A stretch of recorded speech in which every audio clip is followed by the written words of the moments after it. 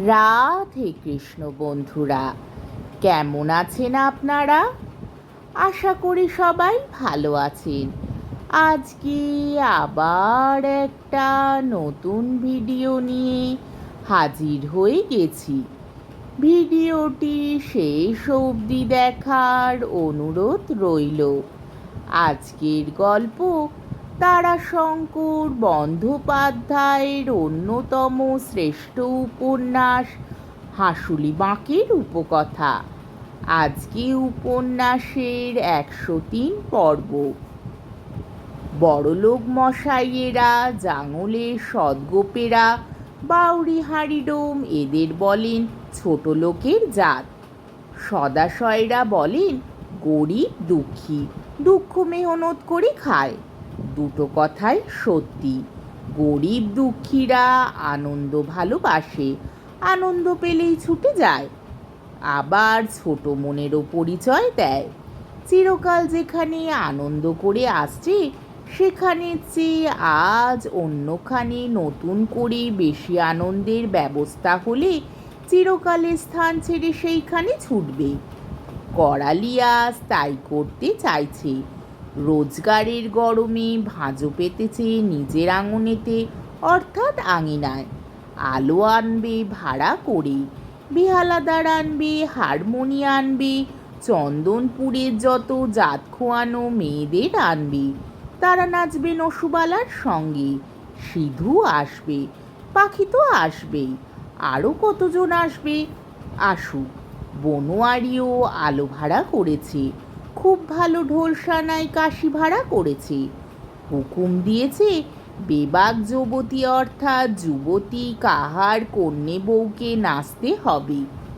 সবুজ লাল হলুদ রং এনে দিয়েছে, কাপড় ছুপিয়ে রাঙিয়ে নাও। সুবাসীও নাচবে। সুবাসীকে একখানা রঙিন শাড়ি কিনে দিয়েছে সে। গোপালীবালাও নাচবে, তাকেও কাপড় কিনে দিয়েছে। ছোকরাদের হুকুম দিয়েছে তুলে আনবে বা পুকুরের পদ্ম আর শালুক ফুল, সাজাও ভাজর বেদি। ওই সমস্তের ভার দিয়েছে পাগল কাহারকে। সেই চাষের সময় পালিয়েছিল। হঠাৎ কাল ভাঁজর আগের দিন সে ঠিক এসেছে। ভর্তি দুপুরে মাথায় 8-10টা ডাঁটি শুদ্ধ শালক ফুল জড়িয়ে, মাঝখানে একটা কাঁচা শ্বাস ফুল গুজে বুড়ো ছোকরা গান গাইতে গাইতে হাঁসুলি বাঁকে ফিরেছে। কোন ঘাটিতে লাগাইছিলা ও আমার ভাজু সখী হে?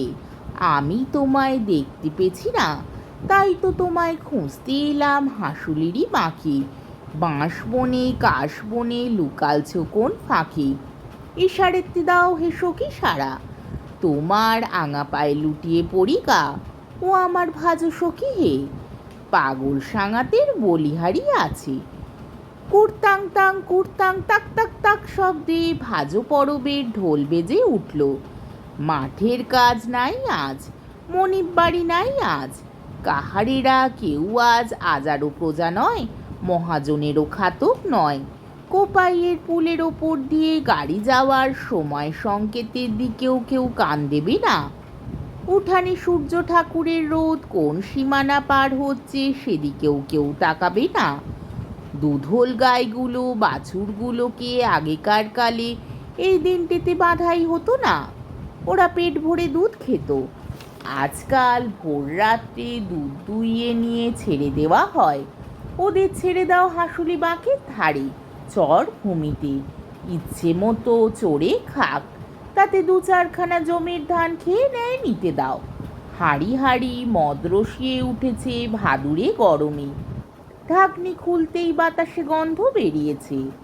কাহার পাড়ার মাথার উপরে ওই গন্ধে কাকের দল কলরব করছে।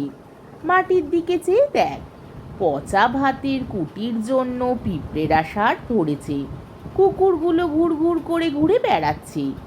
পাগল ঢোলের বাজনার বলকে নিজের মনের মতো করে পাল্টে নিয়ে বলছে, কাজকাম পাটকাম থাক থাক থাক থাক, নাচ না কেনে মেয়েরা, নাচ না কেনে গো।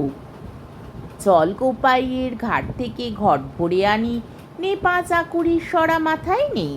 5 আকুরি অর্থাৎ পঞ্চাঙ্কুর। বনোয়ারি নিজে মদ ছাঁকতে বসেছে। মেতা অর্থাৎ কচুই ছাঁকা পচা ভাতগুলো ফেলে দিচ্ছে কুকুরগুলোকে। ডাব বেঁধে কতক দিচ্ছে ছেলেদের হাতে, দিয়ায় গরুগুলোর মুখের কাছে। বলদ গাই বাছুর সবাইকে দিবি, খাক, আজকের দিনে সবাই খাবে। ভেড়া হাঁস মুরগি ওদিকেও দে। এইবার আয় তোরা, বসে যা, লে ঢকাঢক লে ঢকাঢক। মেয়েরা লে গো, তোদের ভাগ তোরা নিয়ে যা, লে ঢকাঢক। বায়নেরা লাও ভাই, বাজাও, বেশ মধুর করে বাজাও, বেশ মধুর করে বাজাও। সানাইদার দেখবো তোমার এলেম, করালি হারামজাদা বেহালা হারমোনি এনেছে, কানা করে দিতে হবে, লে ঢকাঢক। ভাজলো সুন্দরী মাটিলো সরা, ভাজর কপালে অঙের সিঁদুর পরা। আলতা রঙের ছোপ মাটিতে দিবি, ও মাটি তোমার কাছে মনের কথা বলবি, পঞ্চ আকুরি আমার ধরলো ধরা। এইটুকু গান হলো মন্তরের মতো, সব দলকেই গাইতে হবে এটুকু। ওদিকে নসুবালার দল বার হয়েছে, করালি নিজে বাঁশের বাঁশি বাজাচ্ছে। কাপড় চোপড়ের ঘটা খুব ওদের, সব নতুন কাপড়। চন্দনপুরের পাপের পয়সা যে হবে না কেন, কিন্তু তবু রঙের ছটা কাহার পাড়ার মেয়েদের কাপড়েই বেশি। নতুন করে রং করা পুরনো কাপড়গুলি রঙের গাঢ়তায় ঝকমক করছে। কোপাইয়ের ঘাটে এক দফা গালাগালি হয়ে গেল দুই দলে, গানে গানে গালাগালি চিরকাল হয়ে আসছিল কাহার পাড়ায় আটপৌরে পাড়ায়। এবার হচ্ছে কাহার পাড়ায় আর করালির দলের মধ্যে। একদিকে পাগল, অন্যদিকে নসুবালা। এই ভাজর দিনে নসু পাগলের কথায় খেপে না, ভয় করে না, সমান মাতনে মাতে। মুখে মুখে গান বেঁধে গিয়ে গালাগালি, যে কোন গালাগালি, তবে তার মধ্যে সাপ সাপান্ত নাই, অঙের গাল অঙের গাল। তারপর ঘাট থেকে ফিরে আরম্ভ হলো আপন আপন এলাকায় নাচ আর গান। প্রথমেই নিয়ম, চিরকালের নিয়ম, বয়সওয়ালা মেয়েরা নাচতে আরম্ভ করে। চিরকালে নাচ আরম্ভ করে সুচাঁদ। এবার সুচাঁদ গিয়েছে করালির দলে। এখানে কে নাচবে? পাগল ছুটে গিয়ে ধরে নিয়ে এলো গোপালী বালাকে। গোপালী বালার নেশা ধরেছে, তবুও লাজুক মানুষ বলছে না না। তার উপর পাগলের তাকে সাঙা করতে চাওয়ার কথা মনে করে সে বেশি লজ্জা পাচ্ছে, মুখে অং ধরেছে লজ্জাতে। সকলে খুব হেসে উঠলে, বলিহারি ভাই বলিহারি ভাই। বনোয়ারির মন কিন্তু উদাস হয়ে গিয়েছে, মনে পড়েছে কালো শশীকে, তবু সে হাসছে, না হাসলে চলবে কেন। হঠাৎ তার নজরে পড়ল ওপাশে দাঁড়িয়ে আছে নয়নের মা। বড় মায়া হলো তার উপর, আহা, সব হারিয়ে নিরানন্দ হয়ে দাঁড়িয়ে আছে। মনে পড়ে গেল সব কথা। সে এগিয়ে গিয়ে ধরলে তার হাত, বললে, এসো, তুমি আমি আগে নাচব। ভাজর পরব, সুখের দিন, মদের নেশায় মাথা ঝমঝম করছে। আকাশে মেঘ কেটেছে, নীল বরণ মেঘের তলায় ঝাঁকবন্দি সাদা দুধ বরণ বক উড়ে চলেছে।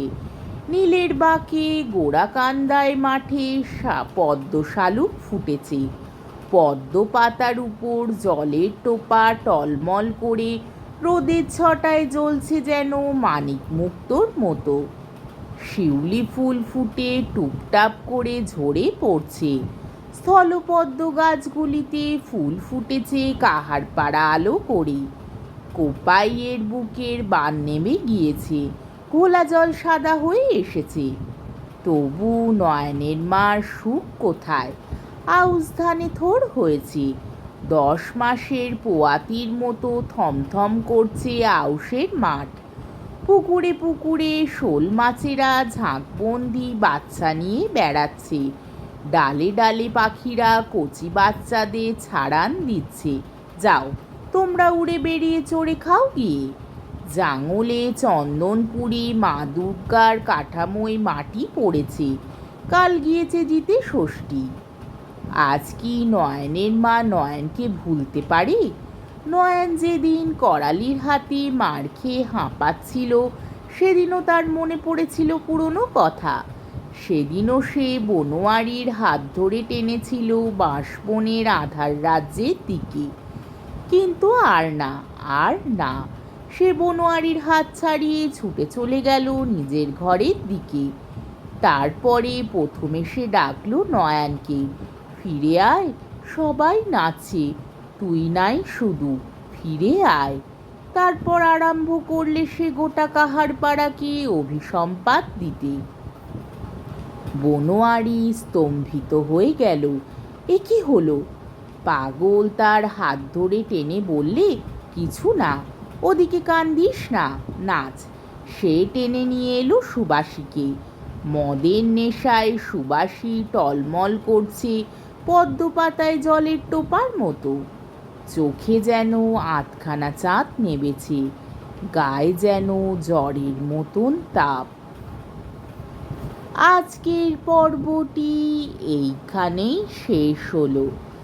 আমার ভিডিওটি যদি আপনাদের ভালো লেগে থাকে তাহলে আমাকে কমেন্টের মাধ্যমে আপনাদের মূল্যবান মতামত অবশ্যই জানাবেন এবং আমার ভিডিওটিকে লাইক ও শেয়ার করার ও আমার চ্যানেলটিকে সাবস্ক্রাইব করারও অনুরোধ রইল।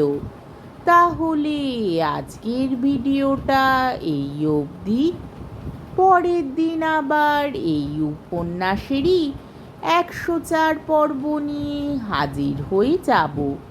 ততক্ষণ পর্যন্ত আপনারা সবাই ভালো থাকবেন, সুস্থ থাকবেন, সাবধানে থাকবেন এবং আমার ভিডিওটি দেখতে থাকবেন। তাহলে আজকে আসি। রাধে কৃষ্ণ।